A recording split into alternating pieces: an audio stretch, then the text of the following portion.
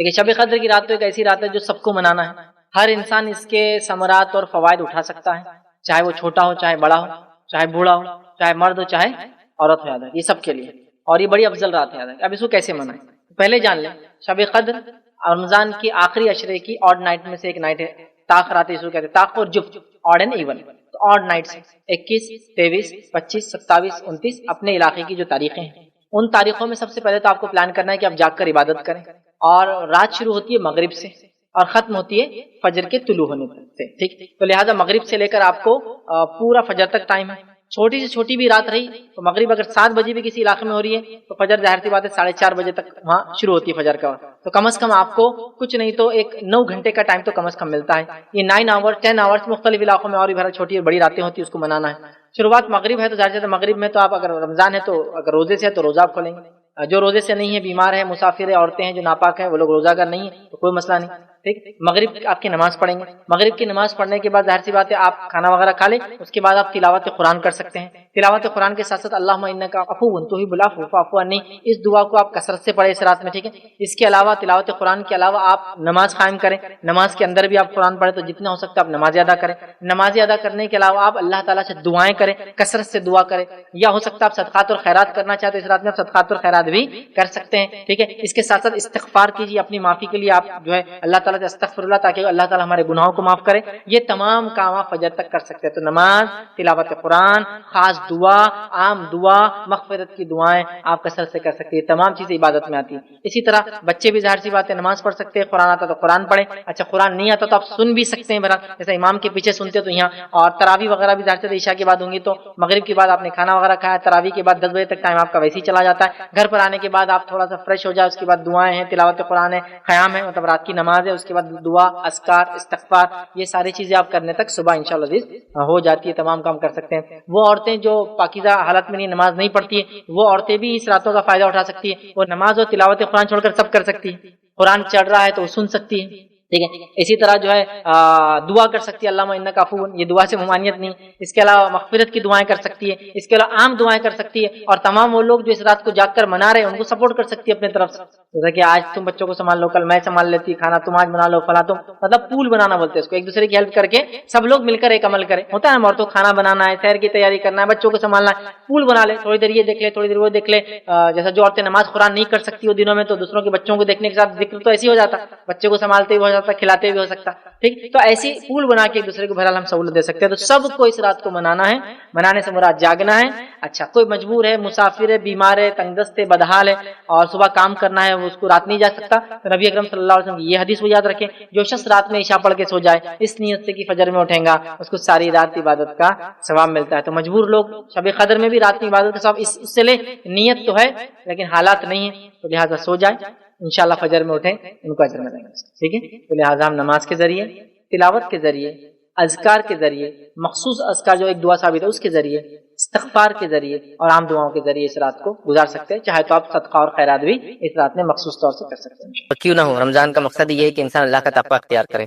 اللہ رب العزت نے سورہ بقرہ سورہ نمبر 2 آیت نمبر 283 میں اللہ رب العزت نے فرمایا کہ یا ایھا الذین آمنوا کتب علیکم الصیام کما کتب علی الذین من قبلکم لعلکم تتقون، اے وہ لوگوں جو ایمان لائے ہو، روزے تم پر ویسے ہی فرض کیے گئے جیسے تم سے پہلے لوگوں پر فرض کیے گئے تھے۔ مقصد یہ ہے لعلکم تتقون، تاکہ تم اللہ کا تقوی اختیار کرو۔ اور تقوی کیا ہے؟ تقوی یہ ہے کہ اللہ کے ڈر سے، اللہ کی خشیت سے، گناہ اور معصیت سے اپنے زندگی کو، یا گناہ اور معصیت کو چھوڑ دینا، یا گناہ اور معصیت کی زندگی میں جو چل رہے تھے اللہ تعالیٰ کے ڈر سے، خشیت سے اس راستے کو چھوڑ کر واپس پلٹ جانا، مطلب جو گناہ کی زندگی میں ہم تھے اس گناہ کی زندگی کو چھوڑ دینا، یہ تقوی یاد رکھیں، اور وہ اس لیے کہ صرف اللہ کے ڈر سے۔ تو بہرحال تقوی اختیار کرنا یا تقوی اس کا مقصد یاد رکھیے۔ تو روزے ہم پر فرض کیے گئے، تو روزوں کا مقصد یہ ہے، اور اللہ رب العزت نے اپنے اس فرض روزوں کو رمضان کا مہینہ انتخاب کیا، جو کہ کیلنڈر کے اعتبار سے اگر 1 2 3 4 کو اگر محرم سے شروع کرے تو 9th منتھ ہوتا ہے ایک طرح سے یہ، بہرحال تو اس کا مقصد تقوی یاد رکھیں۔ لیکن ہمارے زندگی میں دن آ رہا ہے اور چلا جا رہا ہے، مطلب یہ مہینہ آ رہا ہے اور چلا جا رہا ہے، لیکن ہم دیکھ رہے ہیں اس مہینے میں سے وہ تبدیلی، وہ فائدہ ہم کو نہیں ہو رہا ہے جو اس کا مقصد تھا۔ تو ایسا کیوں ہو رہا ہے اس کو جاننے کی ہمیں ضرورت ہے۔ ایکچولی ایسا کیوں نہیں ہو رہا ہے کہ ہم لوگ تقوی اختیار کر کے اپنے لائف کو چینج کر دے رہے ہیں۔ فار ایگزامپل جیسا کہ میں نے یہ سوچ لیا کہ رمضان سے پہلے میری زندگی ایسی تھی، اب مجھے زندگی کو چینج کرنا ہے، زندگی کو تبدیل کرنا ہے، مطلب اس کو فائدہ کیوں نہیں ہو رہا ہے؟ اس کی ایک اہم وجہ ہے جو میرے اپنے جس کو کہیں گے تجربے سے میں نے سیکھا، وہ یہ ہے کہ ہم نے رمضان کو اتنا سیریس نہیں لیا، اس کو ایک رسمی طور سے سیریس لیا۔ رسمی طور سے مطلب یہ کہ جیسا ایک مثال دے رہا ہوں عید آ رہی ہے تو قربانی کرنا پڑے گا، کیوں وہ ہم کو نہیں پتا، فائدے کیا ہے ہم کو نہیں پتا، مطلب کیسے کرنا ہم کو اس سے کوئی لینا دینا نہیں، کوئی آ کے آؤٹ سورس کر دیں گے وہ کر دیں گا، یہ آج کل تو ایسا ہوتا ہے وہ جانور کہیں آتا ہے کہیں صبح ہوتا ہے، بس وہ گوشت بھی کبھی نہیں آتا، اس کو الٹے وہیں بانٹ دو سب کر دو، ایک طرح سے ٹھیک ہے میں اگر مصروف ہوں میرے ملک میں نہیں ہے سہولت الگ بات ہے، لیکن سب کچھ ہوتے ہوئے ہم کو نہیں کرنا ہے، کیونکہ ہم کو ایک رسمی طور سے کر دینا کتنا میں بخریداری مطلب 3000 4000 5000 کا خرچہ 10,000 کا اپنا جانور اگر کوئی کرا 15,000 کا بکرا لے لیا بس، اس کے علاوہ کچھ نہیں، لیکن اس کے حقیقی جو بینیفٹس ہونا چاہیے تھے کہ عید آئی بقرعید آئی تو وہ قربانی کو یاد کرنا ہے، جو قربانی ایکچولی ابراہیم علیہ السلام کے خاندان نے دی تھی، خود ابراہیم علیہ السلام نے، ان کی بیوی حاجر علیہ السلام نے، ان کے بیٹے اسماعیل علیہ السلام نے اور دیگر ان کے افراد خاندان نے، تو ہم وہ بھول گئے، تو نتیجتاً صرف ہم کو وہ رسمی قربانی یاد رہے، لیکن وہ قربانی دینے کے بعد بھی ہم اپنے ایگو کی، لوگوں سے حسد کی، اپنے برائیوں کی قربانی ہوتا ہے اس کو ختم نہیں کر رہے، صرف ایک قربانی رسمی ہو جا رہی ہے، تو ویسے ہی رمضان بھی آ رہا ہے، تقویٰ اس کا مقصد ہے، اب تقویٰ چھوڑ کے باقی سب گین کر رہے ہیں ہم لوگ، اور تقویٰ گین نہیں ہو رہا ہے، رسمی طور سے منا لے رہے ہیں کہ بھائی اب رمضان آ گیا تو اب تو نماز پڑھنا ہی پڑیں گی، یہ نہیں سوچ رہا کہ رمضان آ گیا تو مجھے ایک موقع ہے کہ اب لائف کو چینج کر دوں جو اب تک نہیں کر پایا تھا، اور بھی اللہ کے ڈر سے، یہ بڑی اہم چیزیں یاد رکھیے گا، اللہ کے لیے، اللہ کے ڈر سے، اللہ کی وجہ سے، اللہ کی خشیت سے ہم لوگ گناہوں اور معصیت کی زندگی چھوڑے، تو وہ ہم کبھی بھی اڈاپٹ نہیں کر پا رہے، کیونکہ ہم رسمی طور سے رمضان کو منا رہے ہیں، کسٹمری طور سے آ رہا ہے اور چلا جا رہا ہے، پھر رمضان جب آ رہا ہے تو تقویٰ یا اس کی پلاننگ چھوڑ کر دوسری دیگر ساری پلاننگ ہماری ہو رہی ہے، اللہ ہم پر رحم کرے، رمضان آ رہا ہے تو ہم کو لگ رہا ہے شاپنگ کا سیزن آ رہا ہے، کھانے کا سیزن آ رہا ہے، ڈائٹنگ کا سیزن آ رہا ہے نا، کچھ لوگ جو صحت بہت ہو گیا رمضان چلو اچھا ویٹ کم ہو جائے گا، دیکھیے روزے میں ویٹ کم ہو سکتا ہے لیکن روزہ اللہ کے لیے عبادت ہے، تقویٰ اس کا مقصد ہے، ویٹ اگر لاس ہو تو ٹھیک، ویٹ گین ہو بھی تو کوئی مسئلہ نہیں، اصل مقصد پورا ہونا ہے، تو کسی کے لیے شاپنگ کا ٹائم آ جا رہا ہے کپڑے وغیرہ لینا ہے، کسی کے لیے جو ہے گھر کو چینج کرنے کا موسم آ جا رہا ہے، اور کسی کے لیے جو ہے کھانے پینے کا موسم آ رہا ہے، کسی کے لیے ڈائٹنگ کا موسم آ رہا ہے، کوئی یہ کہہ رہا ہے کہ اب یہ مہینہ ہے تو مجھے گناہوں سے تھوڑے دن رک جانا پڑے گا، کوئی جھوٹ بولنے سے رک جا رہا ہے ایک مہینہ، لیکن کوئی یہ نہیں سوچ رہا کہ رمضان اب آ رہا ہے تو کچھ میری ڈائری ہے جس میں میں پلان کروں اور پلان کر کے اپنی لائف میں کیا برائیاں اس کو کیسے چینج کر سکتا ہوں، 30 ڈیز میں اپنے باڈی کو اور اپنے مائنڈ کو کیسے ٹرین کر سکتا ہوں تاکہ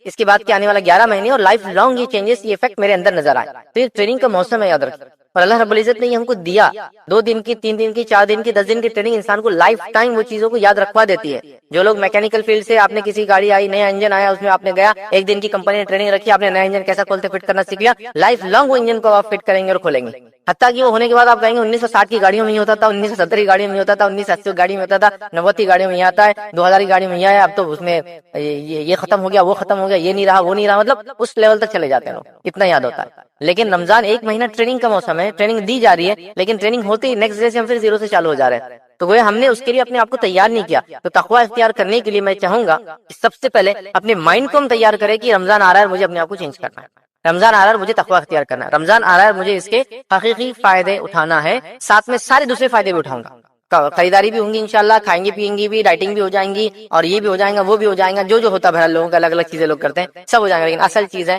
میں تقویٰ اختیار کروں گا، تو اس کی ایک ڈائری، اس کا ایک شیڈول، اس کی ایک پلاننگ، اس کی ایک تیاری ہونا چاہیے کہ رمضان آ رہا ہے تو میرے سفر وغیرہ میں کیا کمی کر سکتا ہوں، رمضان آ رہا ہے تو میری بیماری اگر ہے تو اس کو کیسے میں ایڈجسٹ کر سکتا ہوں ڈاکٹر سے، اپنا کھانے کا ٹائم ٹیبل اپنے دواؤں کا ٹائم ٹیبل کیسے چینج کر سکتا ہوں، کیا میرے لیے پاسبل ہے یا نہیں ہے رمضان روزے رکھنا، یہ سب کی پلاننگ ہونا چاہیے، میں کیسے ریڈی ہوں اس کے لیے وہ پلاننگ ہونا چاہیے، تو بڑی افسوس کی بات ہے ہمارے پاس یہ پلاننگ نہیں ہے، دیگر ساری پلاننگز کے لیے بڑی بڑی پلاننگز، لوگ ایکسٹرا کما رہے ہیں رمضان آ رہا ہے خرچ کرنا ہے، یہ نہیں کما رہے کہ صدقہ دینا اور زکات دینا ہے، خرچ کرنا ہے، لوگ بچوں کی تیاریاں شروع ہو جا رہی ہے، عید آ رہی تو نئے کپڑے لینا ہے، کیونکہ ان کو بتایا نہیں جا رہا کہ عید کا مقصد نئے کپڑے کبھی بھی نہیں تھا، عید تو اس کی ہے ہی نہیں جس نے نیا کپڑا پہنا، عید اس کے جس نے رمضان میں تقویٰ اختیار کیا، جس نے اپنے گناہوں کو دھو دیا، جس نے اپنی زندگی کو نیا کر کے بدل دیا، نہ کہ وہ کہ کپڑے بدل دیے، مطلب انسان کپڑے کتنے بدلے دل اندر اتنے خراب اور غلیظ اور خراب ہے، کیا کریں گا کپڑا، ہے نا، تو بہرحال وہ چینج آنا چاہیے، وہ چیز نظر نہیں آ رہی، گھر میں خواتین کی تیاریاں الگ ہے، مردوں کی تیاریاں الگ ہے، کمانے والوں کی تیاریاں الگ ہے، رکامے جو گھر میں کماتے ہیں ان کی تیاریاں الگ ہے، ہر آدمی صرف عجیب و غریب تیاری میں لگا، لیکن رمضان میں تقویٰ اختیار کرنے کی پلاننگ نہیں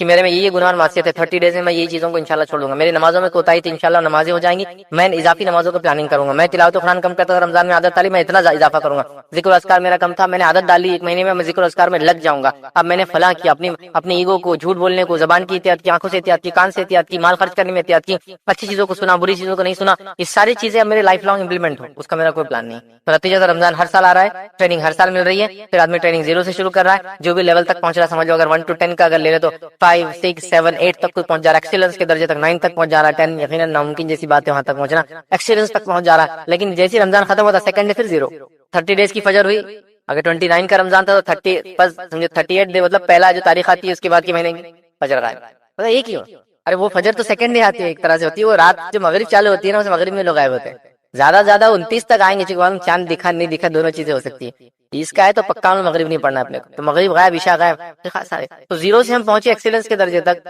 سیٹسفیکٹری لیول تک، گڈ لیول تک، لیکن اس کا سیکنڈ پھر زیرو ہوگا، پھر لائف زیرو، پھر رمضان آیا. ایسا نہیں ہونا چاہیے. زیرو سے ہم پہنچے 5 6 7 8 9 تک، ٹھیک ہے. اس کے بعد رمضان چلا گا، تھوڑی کمزوری آنا شروع ہوئی، تھوڑی تھوڑی تھوڑی تھوڑی تھوڑی، تو پھر اگلے رمضان تک 5 تک بچے ہوئے تھے ہم لوگ. پھر شروع ہوا 5 سے ہم، تو 6 7 8 9 9.1 9.2 9.3 9.4 ایسا جا رہے ہیں. پھر رمضان ختم ہوا، پھر تھوڑے کم ہو گئے، پھر 6 تک آ گئے، لیکن ختم نہیں ہوا پورا. پھر اگلے رمضان 6 سے شروع ہوئے، 7 8 9 اور پھر 1، پھر ایسا اس کا معنی تھا. یہ تھا کرنے کا.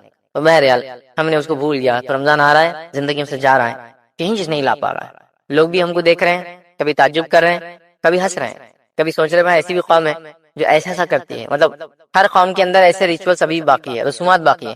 ہم نے بھی وہ رسم لے لی کہ بس مجھے اچھا انسان بننا ہے رمضان میں، لیکن وہ اچھا انسان صرف رمضان میں ہی رہنا ہے. رمضان کے بعد مجھے اپنے آپ کو کنٹینیو نہیں کرنا، یہ طے کر کے ہم نے کیا. جیسا ایک مثال میں دیتا ہوں، لوگ کہتے ہیں بھائی دیکھو ہم کو فجر میں اٹھاؤ، فجر میں اٹھاؤ، گھر میں چلتا ہے فجر میں اٹھاؤ، فجر میں اٹھاؤ، ڈنڈے سے مارو میرے کو فجر میں، پانی ڈال دو میرے کو فجر میں، میرے کو برف کے اندر ڈبا دو فجر میں. اس سے کچھ نہیں ہوتا، اس سے انسان نہیں اٹھتا. آپ 50 الارم بھی نہیں لگائے تو نہیں اٹھتے. آپ کیسے اٹھتے فجر میں؟ اندر سے بولتے ہیں نا حکی اٹھنا، مجھے فجر میں اٹھنا ہے، مجھے فجر میں اٹھنا ہے. آپ بولیں گے ایسا تو کیسا ہوں گا؟ تو اس کی میں ایگزامپل دیتا ہوں. آپ بڑے ایکسائٹیڈ تھے ایک سفر کے لیے، ایک گھومنے جانا تھا، ایکسائٹیڈ، اور صبح ٹرین 6 بجے، 3 بجے رات میں اٹھ کے بیٹھ جاتے بچے. کیسے اٹھے ہو؟ مائنڈ کو تیار کر لیا تھا کہ صبح اٹھنا ہے، صبح اٹھنا ہے، صبح اٹھنا ہے. تو مائنڈ کو تیار کرنے کے بعد ساری چیزیں ہوتی ہے. تو کوئی بولا فجر میں میرے پہ پانی ڈال دو، فجر میں کو ڈبا دو، فجر میں میرے ساتھ یہ کرو، اس سے کچھ نہیں ہوتا ہے. آپ یہ سوچ کے سو کہ فجر میں مجھے اٹھنا ہے، تو آپ دیکھیں گے آپ کو اٹھنے میں آسانی ہو جاتی ہے. ہم سوچ کے نہیں سوچتے. تو رمضان کے اندر بھی سیم ہے. رمضان کو آپ کو یہ نہیں کہ آپ یہ کر لو، میرے کو تو یاد دلانا رمضان کیا، تم یاد دلانا رمضان میں، امی تم یاد دلانا رمضان میں، کیا تم اٹھا نہیں، اس سے نہیں ہوگا. مجھے خود سوچنا ہے کہ مجھے اندر سے چینج لانا ہے. مجھے سیلف جس کو کہنا ہے انٹروسپیکشن کر کے پلاننگ کرنا ہے، اپنے آپ کا جائزہ لے کر پلاننگ کرنا ہے. تب رمضان سے وہ تقوی اختیار ہوگا جو روزے کا مقصد تھا، لعلکم تتقون، کہ روزے ہم کو اس لیے دیے گئے تھے ہم تقوی اختیار کریں. تو ہم نے رسمی رمضان کے فائدے اٹھائے، اٹھا رہے ہیں، اور حقیقی نہیں اٹھا رہے. اور اتنے رسمی فائدے اٹھا رہے ہیں، اور اتنا مشہور ہو گیا رمضان ہمارے رسمی فائدوں سے کہ آپ سب اسی گواہی دیں گے کہ رمضان آتا ہے تو ہم کو کب پتہ چلتا ہے وہ چیز جو ہے صحیح غلط ہے. وہ میں اس پہ بات نہیں کر رہا ہوں، یہ کب پتہ چلتا ہے؟ بچوں کو جب پتہ چلتا ہے نکڑ پہ تندور لگنا شروع ہو جاتے ہیں، مطلب رمضان کھانے سے پہچانا جا رہا ہے. پھر کب یاد آتا ہے؟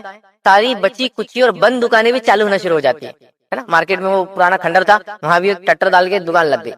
فلاں جگہ یہ تھا، ارے یہ تو کتنے دن سے بند تھا، یہ بھی کھل گیا. ارے فلاں جگہ 4 نئی دکانیں، اشتہارات آنا شروع. ارے رمضان آ رہا ہے کیا؟ تو رمضان یاد آیا. مطلب شاپنگ سے رمضان یاد آیا، کھانے سے رمضان یاد آیا. کیوں ہو رہا ہے؟ اس لیے کہ قوموں کو بھی سمجھ میں آ گیا مسلمان رمضان کو اسی چیز سے یاد کرتے، تو لہٰذا وہی پریپریشن اور تیاریاں وہ بھی کر رہے ہیں نا. خود ود ان کمیونٹی ہم سوچ رہے ہیں کہ لوگ اس سال اس مہینے خریدتے ہیں، تو ہم لوگ بھی اپنا بزنس پروموٹ کر رہے ہیں، بڑھا رہے ہیں. غلط کچھ بھی نہیں ہے اس کے اندر، لیکن سوال ہی کیا قوم کا شیوا یہی ہونا چاہیے تھا.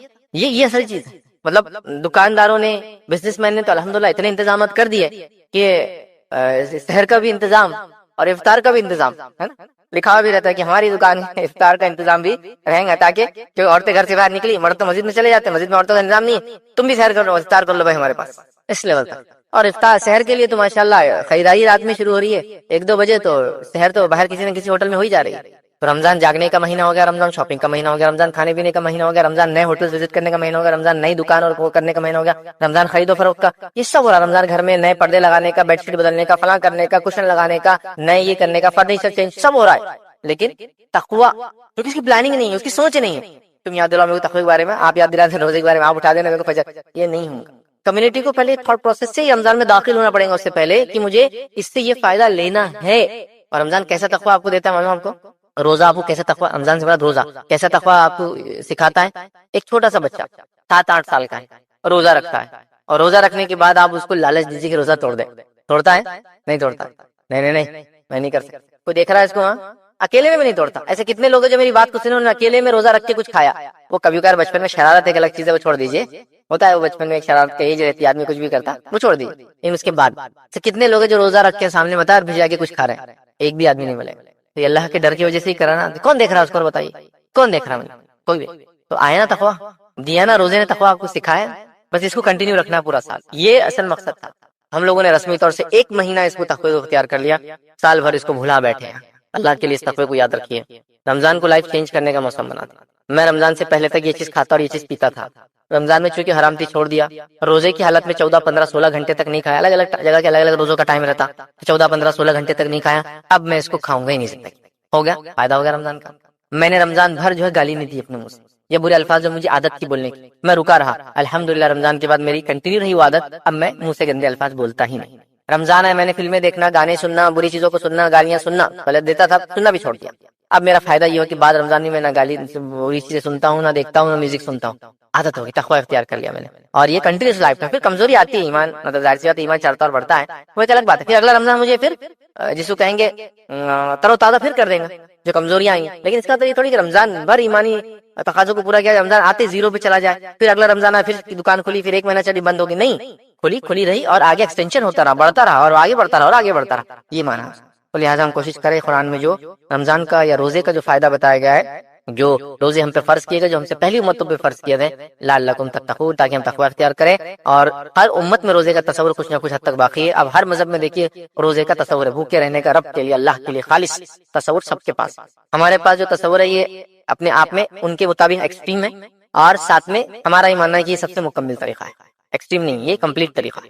کچھ لوگ نہیں کھا رہے تو 4 5 دن نہیں کھا رہے پی رہے، کچھ لوگ بول رہے گرم پانی پی سکتے، کچھ لوگ بولے فلاں چیز کھا سکتے، کچھ بول رہے فلاں کر سکتے۔ ہمارے پاس جو ہے پرفیکٹ طریقہ ہے اس کا، جو اللہ تعالیٰ چاہتا تھا، جیسا اس نے پہلے بھی لوگوں پہ فرض کیا تھا۔ بہرحال تو لہٰذا تقوی اختیار کرے، بھوکے اور پیاسے رہے، ورنہ روزہ صرف بھوکا اور پیاسا رکھیں گے جس کے اللہ تعالیٰ کو کچھ بھی غرض نہیں ہے، اللہ کو ضرورت ہے کہ آپ کے بھوکے پیاسے رہنے کی، نہیں، تقوی اختیار کرنے کے لیے کیا تقوی کی عادت ڈالی گئی، اللہ کے لیے کھانا پینا نہیں کھایا، حلال چیز کو بھی پورا نہیں کیا، اور اللہ جب کوئی نہیں دیکھ رہا تھا تب بھی نہیں کیا، تو ویسے اللہ کے لیے نمازی بن جائے، اللہ کے لیے جھوٹ نہ بولے، اللہ کے لیے بری چیز نہ سنے، اللہ کے لیے بری چیز نہ دیکھے، لائف ٹائم یہ اچیومنٹ ہمارا ہو، ہم اس کو حاصل کر لیں۔ پھر جو تھوڑی بہت کمزوریاں آ جائے، اگلا رمضان آئے گا پورا کرے گا، تو ابھی ہم کو سب سے پہلے اپنے آپ کو جگانا اور جھنجھوڑنا ہے۔ صبح فجر میں اٹھنے والا جو بولا نا پانی میں ڈال دو، ویسا نہیں، مجھے اٹھنا ہے، مجھے اٹھنا ہے، مجھے اٹھنا ہے۔ تم پانی ڈال دو، میں الارم لگا دیتا، اس سے نہیں اٹھتا آدمی، وہ اندر سے جس کو بولتے ہیں جذبہ جگانا کی تقوی، یہ رمضان میں یہ کروں گا انشاءاللہ، اور زندگی میں باقی رکھوں گا، یہ کرنا ہے۔ رمضان کی تیاری کرنا شروع کر دیجئے۔ رمضان کی تیاریوں میں جو ہے جیسے میں نے کہا سفر وغیرہ کم کر سکتے تو کر دیجئے، بیماری وغیرہ ہے تو دواؤں کا ایڈجسٹمنٹ کیسا کریں گے وہ چیک کر لیجئے، صحت کو اپنا اچھا رکھیے، بی ریڈی جس کو بولتے ہیں تیار ہو جائیے۔ اگر صدقہ دیتے تو صدقے کے لیے ایکسٹرا پیسے جمع کر کے رکھ لیجئے، اگر زکات اس مہینے نکالتے تو زکات کا انتظام ہو گیا کیا پورا چیک کر لیجئے، ورنہ پتہ چلا ان ٹائم پر بزنس سے پیسہ لگ گیا، فلاں لگ گیا، اب پیسہ نہیں ہے۔ اللہ کو زکات کو تاخیر مت کیجیے، 355 ڈیز گزرے کہ زکات ہو گئی، اس سے پہلے دینا ہے تو آپ دے سکتے ہیں ایڈوانس، لیکن 355 ڈیز دا لمٹ، کیونکہ ہم ایک چاند کے سال سے دیتے ہیں نا، لونار کیلنڈر میں 355 اپروکسیمیٹلی ڈیز ہوتے ہیں، 10 دن کم ہوتے ہیں، سولار میں جو ہوتا ہے جو سورج سے چلتا ہے اس میں 65 ہوتے ہیں، 300 اس میں نہیں ہوتے بس، لہٰذا اس کے لیے تیاری ہونا ہمارا بہت امپورٹنٹ ہے، یاد رکھیے۔ تو لہٰذا ابھی ریڈی جس کو بولیں گے، اب تیاری کر لیجیے کہ رمضان آ رہا ہے اور مجھے یہ کام کرنا ہے، یاد رکھیے۔ اب رمضان کے اندر سب سے پہلے فکر، سب سے پہلی بات جو ذہن میں آتی ہے وہ یہ ہے کہ ابھی دواخانہ جانا ہے، ابھی دواخانہ جانا ہے، یا ابھی کوئی بابا کے پاس جانا ہے، یا ابھی کوئی مالش کے پاس جانا ہے، یا ابھی کوئی مطلب سمجھے نا، مطلب فرسٹ اگر کچھ بھی ہوتا ہے تو آپ پہلے کسی حکیم، کسی وید، کسی ڈاکٹر کی سوچتے ہیں، لیکن میں یہ کہہ رہا ہوں کہ آپ کیا کیجئے،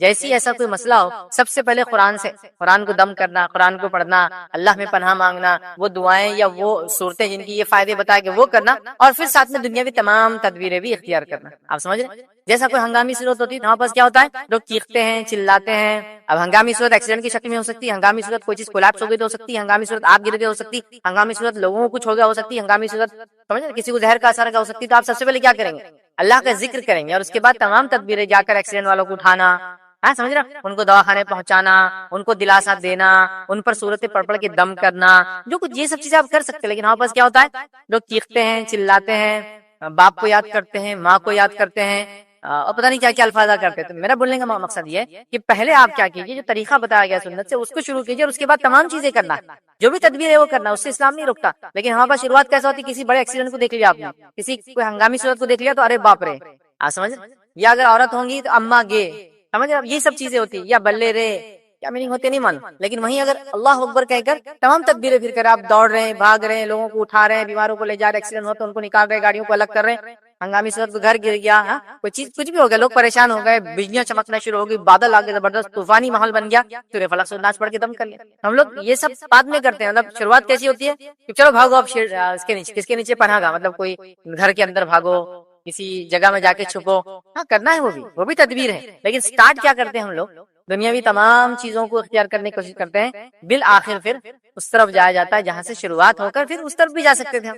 یہاں پاس کیا ہوتا، ارے تکلیف ہو رہی، مطلب آپ دیکھیے باپ ماں پڑوسی اڑوسی ان کو یاد کیا جا رہا ہے، آپ اللہ کا ذکر کرتے اللہ ہو، یا آپ بسم اللہ پڑھتے ہیں ہاتھ پہ لگا کے، اور اس کے بعد تمام تدبیریں جو دنیاوی اختیار کر سکتے ہیں آپ، ٹھیک ہے، تو اس چیز کو ہم ذہن میں رکھیں۔ اسی طرح اس بات کو بھی ہم ذہن میں رکھ لیں، نبی اکرم صلی اللہ علیہ وسلم نے جو بات بیان کی اور وہ یہ ہے کہ ایسی کوئی بیماری نہیں جس کی دوا نہیں، یاد رکھیں، ہر بیماری کا علاج، ٹھیک، لیکن اس کو آپ کو اور ہم کو انسانوں کو کیا کرنا پڑے گا؟ تلاش کرنا پڑے گا. ہر بیماری کا علاج اس کو ہم کو بس تلاش کرنا ہے. یاد رکھیے یہ بڑی اہم چیز ہے. اور صحیح بخاری کی روایت ہے، ابو ہریرہ رضی اللہ عنہ فرماتے ہیں اور کہتے ہیں نبی اکرم صلی اللہ علیہ وسلم نے فرمایا کہ اللہ تعالیٰ نے کوئی ایسی بیماری نہیں اتاری جس کی دوا نازل نہ کی ہو. تو بیماریوں کے تعلق سے بھی کوئی ایک روایت میں تھا بیماریاں نازل ہوتی ہے. یہاں بھی کہا کہ ایسی کوئی بیماری نہیں اتاری. تو ایسی کوئی بیماری جو اتری نہیں، مطلب بیماری اللہ کی طرف سے آتی ہے تو اللہ تعالیٰ نے اس کی دوا بھی نازل کی ہے، دوا بھی اتاری ہے. اس بات کو ہم سمجھ لیں. بیماریاں کیسے نازل ہوتی ہے، کیا ہوتی ہے، یہ تمام چیزیں غائب کی ہیں اور غائب کی باتوں کو میں سمجھا نہیں سکتا ہوں آپ کو. بس آپ اس پر ہم کو ایمان لانا ہوتا ہے. اللہ نے اتارا مطلب اتارا. اور روایت میں الفاظ اس طرح سے آتے ہیں، آپ صلی اللہ علیہ وسلم فرماتے ہیں سال میں ایک رات آتی ہے جس میں اللہ رب العزت بیماریوں کو نازل کرتا ہے. اور پھر جو بیماریاں نازل ہوتی ہے ایک روایت میں آتا ہے وہ دومتی ہے اور کھلے برتنوں کی طرف جاتی ہے. تو جو برتن کھلا مل جاتا ہے داخل ہو جاتی ہے. جو مشکی پانی کی تھیلی ہوتی ہے جو زمانے وہ کھلی ملتی ہے اس میں داخل ہوتی ہے. تو لہٰذا کہا جب تم رات میں سو تو کھانے کے برتنوں کو مشکیزوں کو باندھ کے کھانے کے برتنوں کو ڈھک کر سو. اگر ڈھکنے کو پتیلا یا کوئی سامان نہ ہو تو کم از کم کچھ نہ سے کھڑی چیز تو بھی رکھ دو. مطلب پورے برتن پہ نہیں بھی آئی تو کم از کم سم تھنگ. اب آپ بولیں گے بھائی بیماری ہے تو وہ تو جراثیم ہے، بیکٹیریا ہے، وائرس ہے، یہاں سے گھس سکتے وہاں سے گھس سکتے، ٹھیک ہے وہ سب چیزیں ٹھیک ہے. لیکن اللہ رب العزت نے جب اتاری ہے تو اللہ نے اس کو بتایا کہاں جانا ہے اور کہاں نہیں جانا ہے، اور اللہ نے اس کو روکا ہے. تو یہ بتا دیا گیا اس بیماری کو کہ اس میں داخل ہونا جو کھلا برتن ہے، جو بند ڈھکا ہوا ہے یا کم از کم ڈھکا ہوا نہ صحیح کچھ نہ کچھ کھڑا آڑا رکھا ہوا ہے ہاں نہیں ہونا. رب العزت نے کہہ دیا وہ چیز ہو جاتی ہے. لیکن لوگ جب ان باتوں کو سنتے ہیں تو بہت ہنستے ہیں کبھی کبھار، خاص طور سے ہمارے نان مسلم بھائی اور کبھی ہمارے مسلم بھائی بھی جن کو اتنی سمجھ نہیں ہوتی ہے دین اور اسلام کی. تو بہرحال وہ ہنستے ہیں، لیکن اس بات کو سمجھنے کی ضرورت ہے جو رب نے اس کائنات، اس دنیا، اس سارے سسٹم کا نرمان کیا ہے جس کو کہیں گے بنایا تمام چیزوں کو، تو وہ اس نے ہر چیز کا ایک طریقہ رکھا ہے. تو بیماری اترنے کا طریقہ یہ ہے. اب اللہ کی بیماریاں اتارتا ہے یہ انسانوں کے لیے آزمائش ہے اور ٹیسٹ ہوتی ہے. یاد رکھیے کہ وہ اس میں کیا کرتے ہیں، حسن ظن رکھتے ہیں یا بدگمانی رکھتے ہیں، اچھا سوچتے ہیں یا برا سوچتے ہیں، اور کس طریقے سے وہ اس میں ریئیکٹ کرتے ہیں. اللہ تعالیٰ اس چیز کو دیکھتا ہے اور اسی کا بدلہ انسان کو ملتا ہے. ٹھیک ہے، ہر بیماری جو نازل ہوئی ہے وہ اللہ کی طرف سے ہے تو اس کا علاج بھی اللہ تعالیٰ نے دیا ہے. اللہ کیوں بیماریاں نازل کرتا ہے، یہ انسانوں کے لیے آزمائش ہوتی ہے. لوگ کہتے ہیں اگر ایسی آزمائش ہے تو نعوذ باللہ اللہ تو پھر بہت ظالم رب ہوا کہ لوگوں کو ایسے آزماتا ہے. نہیں، یاد رکھیے اگر ٹیچر آپ کو ایگزامینیشن کا پیپر میں اگر کوشچنز بہت ہارڈ لاتا ہے تو وہ آپ کو ایکچولی نیکسٹ فیز کے لیے تیار کر رہا ہے. جو دنیا میں آپ جاؤں گے جتنا ہارڈ پیپر، جتنے مشقت سے اس ٹریننگ سے گزروں گے اتنا زیادہ اچھا رزلٹ ہوگا. ایک ملٹری میں آپ جاتے ہیں ایڈمیشن لیتے ہیں اور ملٹری کے اندر جو سلوک ہوتا ہے، جو نئے نئے جوان جاتے ہیں جو ان کو ٹریننگ ہوتی ہے کتنی ہارڈ ہوتی ہے نا، کتنی ہارش ہوتی ہے نا. جسمانی طور سے مار کر ٹریننگ، جسم کو اذیت اور تکلیف دے کر ٹریننگ، دن دن اور رات رات کھڑے رہ کر ٹریننگ، 20-20 30-30 کلومیٹر سوئمنگ کر کے ٹریننگ. تو آپ کیا بولیں گے کہ ملٹری والے ظالم ہیں؟ نہیں، آپ بولیں گے یہ پرشکشن، یہ جو محنت کرا رہے ہیں یہ فیوچر میں ایک مضبوط انسان کے لیے ایک زبردست انسان نکلے جو اپنے ملک کی حفاظت کرے، ہے نا. رب العزت بھی جب کوئی ٹیسٹ لاتا ہے تو اس کو ہم کیوں پازیٹیو نہیں لیتے، اس کو نیگیٹو لیتے ہیں. ہاں ایسا کیسا، اگر وہ محبت کرتا ہے رب تو پھر ہم کو آزمانا نہیں چاہیے. تو پھر ایسی ہونا چاہیے ہم ملٹری پولیس فورسز میں جائے چونکہ ہمارا ملک تو ہم سے محبت کرتا ہے، لہٰذا ہم جائے بس بیٹھے اور مفت کے نوالے توڑتے رہے تنخواہ لے کر. وہ محنت مشقت تیار. تو اللہ رب العزت بھی ہیومینٹی کو، انسانیت کو تیار کرتا ہے. کبھی بیماریاں ٹیسٹ ہوتی ہے تو کبھی بیماریاں کیا ہوتی ہے، انسانوں کے لیے وارننگ ہوتی ہے کہ سمجھ جاؤ، سدھر جاؤ، اپنے کرموں کو، اپنے ڈیڈز کو، اپنے اعمال کو بدل لو. جو بیماری نازل ہوئی اس کی دوا بھی نازل ہوئی ہے. اسی طرح قرآن سے علاج کا نبی اکرم صلی اللہ علیہ وسلم نے حکم دیا. اور روایت سلسلۃ الاحادیث الصحیحہ کی روایت ہے، عائشہ سے فرماتی ہے کہ نبی اکرم صلی اللہ علیہ وسلم میرے پاس آئے اور ایک عورت میرا علاج کر رہی تھی، ٹھیک، یا دم کر رہی تھی میرا، ٹھیک. تو نبی اکرم صلی اللہ علیہ وسلم نے فرمایا اللہ کی کتاب سے علاج کرو، ٹھیک. مطلب وہ دم کر رہی تھی تو آپ نے کہا اللہ کی کتاب سے علاج کرو، ٹھیک ہے. تو پتا چلا آپ صلی اللہ علیہ وسلم نے خود کہا کہ وہ دم کر رہی تھی یا کوئی علاج کی آپ نے کرو، لیکن اس سے کرو قرآن سے علاج کرو، ٹھیک ہے. تو قرآن سے علاج کرنے کا خود نبی اکرم صلی اللہ علیہ وسلم نے حکم دیا. یقیناً اس درس میں ہم بہت زیادہ تفصیل میں نہیں جائیں گے، بس مختصر میں آپ کے سامنے جو 3 نکات کی شکل میں یہ درس آپ کے سامنے رکھوں گا. پہلا نقطہ رکھوں گا قرآن جو ہے کن بیماریوں کے لیے شفا ہے، ہم وہ دیکھیں گے. دوسرا نقطہ ہم دیکھیں قرآن کی کون سی صورتیں اور کون سی آیتیں، بہت مختصر اس میں شفا بتائی گئی ہے. اور تیسرا پوائنٹ دیکھیں گے وہ مفید چیزیں جن کا ذکر قرآن میں ہوا ہے، ٹھیک. تو یہ 3 پوائنٹ کی شکل میں انشاءاللہ آج کا ہم درس میں آپ کے سامنے رکھوں گا. تو آئیے سب سے پہلے قرآن کن بیماریوں کے لیے شفا ہے، کن بیماریوں کے لیے کیور ہے، کن بیماریوں کے لیے علاج ہے. تو یاد رکھیے قرآن روحانی اور جسمانی دونوں قسم کی بیماریوں کے لیے علاج ہے. قرآن جسمانی اور روحانی، یا روحانی اور جسمانی، ذہنی یا جسمانی، جو بھی کئی الفاظ ادا ہوتے ہیں. فزیکل ڈیزیز مطلب جو جسم پر ہوتے ہیں، اور اس کے بعد آپ اسپرچل، مینٹل، جو بھی بولے سمجھو، جو کسی چیز کو چھو نہیں سکتے ویسی چیز، وہ ساروں کا بھی علاج. اسپرچل ڈیزیز جو ہوتے ہیں جیسا چغلی، غیبت، کینہ، بغض، تکبر، یہ فزیکل نہیں ہوتے نا، یہ اندر ہوتے، دل کے اندر ہی گندی بیماریاں آتی، جھوٹ، یہ سب بیماریاں آتی. یہ بھی بیماری ہے، اس کا بھی علاج ہے. جن، جادو، یہ بھی سب بیماریاں، اس کا بھی علاج ہے. اور وہیں جسمانی بیماریوں کا بھی یاد رکھیے یہ علاج ہے، یاد رکھیے ٹھیک ہے، اس چیز کو سمجھنا ہے. تو قرآن کن بیماریوں کا ہے؟ شفا ہے، جسمانی بیماریوں کے لیے بھی اور روحانی. تو آئیے پہلے جو ہے روحانی بیماریاں یا مینٹل ڈیسیز یا اسپرچول آپ بولیے جو انسان میں کم، وہ قرآن اس کے لیے علاج ہے. اس کے لیے اللہ رب العزت سورہ یونس سورہ نمبر 10 آیت نمبر 57 میں اللہ فرماتا ہے، کہتا ہے یا ایھا الناس قد جاءتکم موعظۃ من ربکم وشفاء لما فی الصدور وہدی ورحمۃ للمؤمنین. اللہ فرماتا ہے، کہتا ہے اے لوگوں، تمہارے پاس تمہارے رب کی طرف سے ایسی چیز آئی ہے جو نصیحت ہے، اور دلوں میں جو روگ ہیں ان کے لیے شفا ہے. جو دل میں روگ ہو جاتے ہیں نا، اس کے لیے شفا ہے، اور رہنمائی کرنے والی اور ایمان والوں کے لیے رحمت ہے. تو دل کے بیماریوں کا علاج، اسپرچول ڈیسیزز، اس کا قرآن جو ہے علاج ہے. جس سے میں نے آپ کو بتا دیا، کینہ، بغض، تکبر، یہ سب کہاں رہتا ہے؟ انسان دل میں ہوتا ہے. حسد، اس کا مرکز کہاں ہے؟ دل ہی ہے. انسان کے دل میں بات آتی ہے، انسان کرتا ہے. یہ الگ بات ہے سائنسی اعتبار سے، دل سوچتا سمجھتا ہے یا اس طرح سے ہوتا ہے، ابھی ہم ثابت نہیں کر سکتے. لیکن سائنس کو اگر ہم جانے دیں تو ایک لاجیکل میں بات کروں، ایک منطقی اگر بات کروں، تو دل بھی سوچتا ہے، دماغ بھی سوچتا ہے. اس کی میں دونوں کی سوچنے کی دلیل آپ کو ابھی ایک مثال سے دیتا ہوں. کہ ایک انسان دکان پہ گیا اور کوئی چیز خریدنا چاہتا ہے اور اس کو وہ چیز پسند آ گئی. مثال کے طور پر آج کے زمانے میں لے لیجیے، آپ ایک مال میں گئے اور آپ ایک سپر اسٹور کے سامنے جا رہے تھے، اور وہاں جو ہے موبائل ہے، جو ایپل کا جو آئی فون 12 ایکس پرو، پتہ نہیں یہ وہ جو بھی ماڈل ہے، بہرحال وہ سامنے رکھا ہوا. تو دل ایک دم آپ کا اس پر آ جاتا ہے، دل اس پر آ جاتا ہے، اور آپ کا دل چاہتا ہے موبائل لے لو. اور یہ دل ہے، دل کی سوچ ایسی ہوتی ہے. فوراً ایک دوسرا خیال آتا ہے، اور یہ خیال دماغ کا ہوتا ہے. جب دل یہ سوچتا ہے کہ یار یہ چیز میں لے لوں، اور اس کی چاہت ہوتی ہے کہ اب تو مجھے لینا ہے، فوراً ایک نوک نوک ہوتی ہے دل میں، اور دماغ بولتا ہے بیٹے ریٹ کا لیبل دیکھ لو. آپ سمجھ، مطلب اس کی کاسٹ دیکھ لو. تو آدمی کاسٹ دیکھتا رہے، 1,40,000 کا، جان دو بعد میں دیکھنے. تو آپ دیکھیے دو خیالات بیک وقت آپ کے ذہن میں آ رہے ہیں. تو ایک کا تعلق دل سے اور دوسرے کا تعلق دماغ سے ہوتا ہے. دماغ ایک دم ریشنل جاتا ہے، اور دل بس آ گیا تو آ گیا. مثال ہے گدھے پر بھی دل آ گیا تو آ گیا، کیا کریں. لیکن دماغ ویسا نہیں ہوتا ہے. آپ سمجھ رہے، یہ سوچ ایک دم واضح ہے، اور ہر چیز میں ایسی ہوں گا، ہر چیز کے اندر ایسی دماغ. آپ دل اور دماغ کی سوچ ایک وقت میں اپنے اندر دیکھ سکتے ہیں. ایک ریشنل جاتی ہے اور ایک بالکل illogical. نہیں بھائی، اپنے کو تو سب یہ کرنا ہی ہے. جیسا مثال کے طور کسی کو لڑکی پسند آ گئی، مجھے کو اس سے شادی کرنا ہے، یہ تو دل کی کیفیت ہے. دماغ کا بیٹا اس کے ماموں چچا بھائیوں کو دیکھیں، سیدھے ہو جاؤ. ایک ہی وقت میں دو خیال چلتے ہیں. یہ چیز ایک دم بالکل کامن ہے. تو سائنٹیفک بیسس نہیں ہے، دل کیسا سوچتا ہے، کہاں اسٹور کرتا ہے، کہاں پروسیس کرتا ہے، وہ اللہ والوں. لیکن دل بھی مرکز ہے سوچ کا ہے، وہ بھی سوچتا ہے. کیسے ابھی ہم نہیں کرتے اس لیے. لیکن جتنی جو بیماریاں دل میں پنپتی، یاد رکھیے یہ اس کے لیے کیا ہے؟ شفا. یاد رکھیے کینہ، بغض، تکبر، حسد سب دلوں میں ہوتی، اور اس کی شفا قرآن. نفاق، منافقت جو منافقین نے اختیار کی، دل کی کیفیت تھی نا. ایمان کی تو ایمان کا مرکز دل ہے، اس لیے کہ آپ نے حدیث فرمایا التقوی ها هنا، تقوی یہاں ہوتا ہے، یہ مرکز ہے اس کا. ٹھیک ہے، تو بہرحال اس چیز کو سمجھنے کی ضرورت ہے. تو پہلا قرآن جتنی بھی روحانی بیماریاں ہیں، دل کی بیماریاں ہیں، سمجھا، اس کا علاج. دوسرا ہے کہ قرآن جسمانی بیماریوں کا بھی علاج. لیکن یہ بات میں واضح کر دوں، قرآن سے جسمانی بیماریاں اور احادیث سے جسمانی بیماریوں کا علاج ہم تبھی کر پائیں گے پاسبلی جب ہم لوگ اس پر ریسرچ کریں گے. یہ ایک بہت بڑا مسئلہ ہے ہمارے پاس کہ ہم لوگوں نے اس چیز پر ریسرچ کو بالکل بند کر دیا ہے، ریسرچ کو بالکل ختم کر دیا. اب چونکہ اس پر ریسرچ ختم ہو گئی تو بہت ساری چیزوں کو سمجھنا مشکل ہے. بلکہ طب نبوی کے اندر کچھ باتیں آتی ہے کہ فلاں جڑی بوٹی میں فائدہ ہے، فلاں چیز میں فائدہ ہے، لیکن وہ چیز آج کس کو بولتے بہت سے لوگوں کو نہیں پتا. سمجھ رہا بات، کیونکہ ریسرچ ورک نہیں. اور یہ بڑی افسوس کی بات ہے، مسلمانوں نے یونانی طب کو تو باقی رکھا، یونانی تو بھول گئے ان کے طب کو. یونانی میڈیسن دیکھیے آپ پوری اردو میں دنیا میں، مسلمانوں نے اس کو باقی رکھا. عربی میں ملیں گی، اردو میں ملیں گی آپ کو پوری، مطلب یونانی طب. سمجھ رہے نا آپ، یونان کی جو میڈیسن ہے وہ تو باقی رہے گی. طب نبوی کا ہے بتائیے. طب نبوی کا وہی نسخہ ملے گا جو 750 سال پہلے لکھا ہوا ہے. اس میں جو باتیں بتائے گی وہ چیزیں کس کو بولتے ہیں آج کس کو بھی نہیں پتا. ہاں، اس سے مراد شاید یہ ہوگا، اس سے مراد شاید. اس پہ ریسرچ ورک کی ضرورت ہے. جیسے حدیث میں آتا ہے کالے بیج میں موت کے علاوہ تمام چیزوں کی شفا ہے. کالا بیج سے مراد کلونجی جو ہم کھاتے ہیں، تو موت کے علاوہ تمام چیزوں کی شفا. ٹھیک ہے، لیکن اس پہ ایک ریسرچ ورک کی ضرورت ہے کہ کیسے، کس کے ساتھ ملتا ہے تو کس چیز میں شفا دیتا ہے، کس کے ساتھ ملتا ہے تو کیا کرتا ہے، آئل فارم میں کیسی شفا ہے، ڈرائی کھائے تو کیا ہوتا ہے، ویٹ کھائے تو کیا ہوتا ہے، فلاں دوا سے مل کے کیا اثر کرتا ہے، یہ کرے تو کیا ہوتا ہے، چھلکا نکال کے کھانے کا یہ اثر ہے اندر کا. تو ریسرچ لگتی بھائی. اگر میں آپ سے کہوں تو مٹی کے اندر تمام مادے دنیا میں جو پائے جاتے ہیں وہ ملتے ہیں. بس ایسی مٹی اٹھائیں گے تو آپ کو لوہا، تانبا، سونا، چاندی مل جائیں گا کیا؟ اس کے مختلف مٹی کی اقسام ہیں. وہاں جا کے مختلف قسم سے آپ کو گہرائی میں جانا پڑے گا، پھر مختلف قسم کی ٹیمپریچر پگھلانا پڑے گا، پھر مختلف قسم کی دھاتیں الگ الگ ہوتی جائیں گی.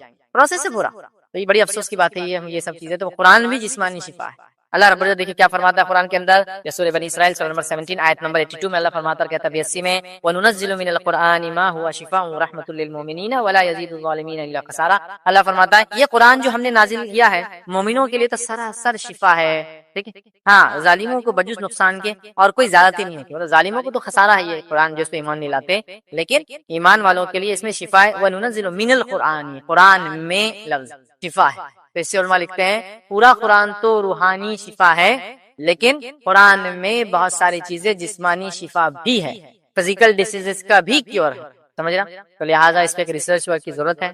تو وہ لوگ جو میڈیکل فیلڈ میں ہیں، میڈیکل سائنس میں ہیں، طب کے اندر ہے، حکیم خاص طور سے جو قسم کے لوگ ہوتے ہیں، میں ان سے اپیل کروں گا وہ کیا کرے، اس پر ریسرچ کرے، اور پھر قرآن جو جو چیزیں بتاتا ہے اس کے کیسے کیسے ہیومینٹی کو، انسانیت کو فائدے ہو سکتے ہیں، اس کو نکال کے انسانیت تک ان باتوں کو پہنچائے، اور قرآن میں جو اللہ نے کہا اس میں شفا ہے، وہ شفا لوگوں کو پتا چلے کس طرح سے۔ چلیے آگے بڑھتے ہیں۔ اسی طرح دوسرا جو نقطہ آج ہم دیکھیں گے وہ یہ قرآن کے کس حصے میں، کس صورت میں، یہ بعض کون سی آیتیں ہیں یا کون سی باتیں حدیث میں بتائی گئی اس تعلق سے کچھ کہ قرآن کی فلاں چیز میں فائدہ ہے، وہ انشاءاللہ آپ کے سامنے رکھیں گے۔ تو قرآن کے کن صورتوں میں یا کن آیتوں کے اندر شفا کے تعلق سے بتایا گیا ہے، اور بہت چند دیکھیں گے، چونکہ ویسے تو میں نے ایک پورا اس پہ لیکچر رکھا ہوں، آپ اگر دیکھنا چاہتے تو دیکھ سکتے ہیں، قرآن کے صورتوں کے فضائل، پھر ایک لیکچر ہے میرا قرآن کی آیتیں اور الفاظ کے فضائل، اس میں تو میں بہت ڈیٹیل میں گیا ہوں، یہاں بس شارٹ میں، تاکہ قرآن ایک بہترین دوا ہم لے رہے ہیں تو کیسے دوا ہے، کچھ چیدہ چیدہ جس کو بولتے ہیں، چنندہ کچھ باتیں آپ کے سامنے رکھوں گا۔ تو آئیے پہلا سورہ فاتحہ، قرآن کی پہلی سورت ہم دیکھتے ہیں، اسی کے فضائل دیکھتے ہیں، کتنے فضائل سے انداز ہوں گا قرآن کی صورتوں کے، بعض آیتوں کے، بعض الفاظ کے کتنے فضائل ہیں، خاص طور سے بیماری کے معاملے میں یاد رکھیں، ٹھیک ہے؟ تو سورہ فاتحہ کے تعلق سے ہم جانتے ہیں دو واقعات ہیں، تصر رکھتا ہوں چونکہ واقعے لمبے ٹائم اتنا نہیں۔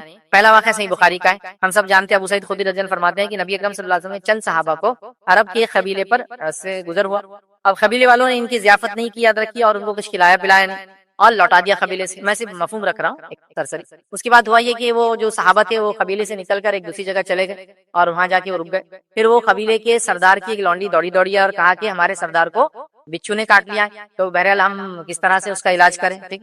تو بچھو نے کاٹ لیا ہے، اور ایک صحابی اٹھے کہا کہ میں اس کا علاج جانتا ہوں، انشاءاللہ میں اس کا علاج کروں گا، اور وہ آگے گئے، انہوں نے سورہ فاتحہ کو پڑھ کر کے ان پہ دم کیا اور دم کر کے اس کو فائدہ ہوا، لیکن انہوں نے کنڈیشن لگا دی تھی کہ مجھے 30 بکریاں چاہیے، چونکہ 30 صحابہ ہیں، 30 بکریاں آپ کو دینی ہوں گی اس کے عوض، اس لیے کہ پہلے تو آپ نے ضیافت بھی نہیں ہماری کی، نکال دیا ہم کو بستی سے، 30 بکریاں دینی ہوں گی، ٹھیک ہے؟ اور انہوں نے ان پہ دم کیا اور وہ اچھے ہو گئے۔